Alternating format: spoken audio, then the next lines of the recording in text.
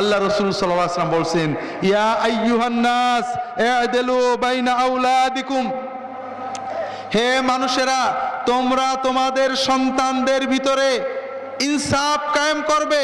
ছেলে মেয়ে জীবদ্দশায়, জীবিত অবস্থায় প্রত্যেককে সমান দিতে হবে। সমান খাওয়া, সমান আদর, সমান পোশাক, সমান হাদিয়া।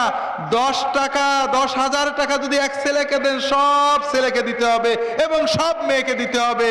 ছেলে মেয়ে জীবদ্দশার হাদিয়া, আচরণ সবকিছু সমান হতে হবে। কম বেশি করলেই জুলুমের কঠিন কবিরা গুনাহ হয়ে যাবে। আপনারা সমান দেন না কম বেশি করেন?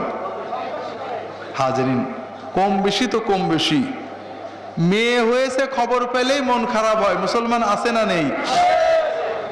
আল্লাহ কোরআন কারিমে বলেছেন, ওয়াইদা বুশরা আহাদুহুম বিল উনসা যাল্লা ওয়াজহুহু মুসওয়াদ্দা ওয়া হুয়া কাযীম ইয়াতাওয়ারা মিনাল কওমি মিন সুই মা বুশরা বি।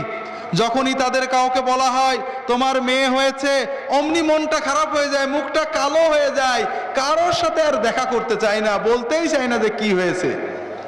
আছে নাকি বাংলাদেশে এরকম মুসলমান? আল্লাহ তাআলা এটা বলেছেন কাফেরদের বর্ণনায়, আবু জেহেলের বর্ণনায়। এটা হলো আবু জেহেলের সুন্নত। এখন আমরা সব মুসলমান, বাঙালি মুসলমান, আবু জেহেলের সুন্নতে আছি।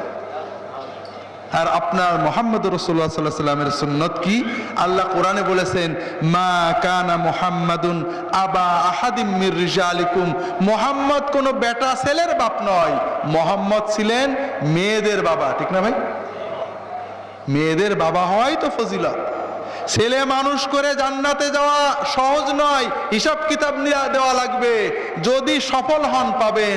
আর যদি কারোর 1, 2, 3টা মেয়ে থাকে, মেয়ে নেই বোন আছে, হক আদায় করে লালন পালন করতে পারেন।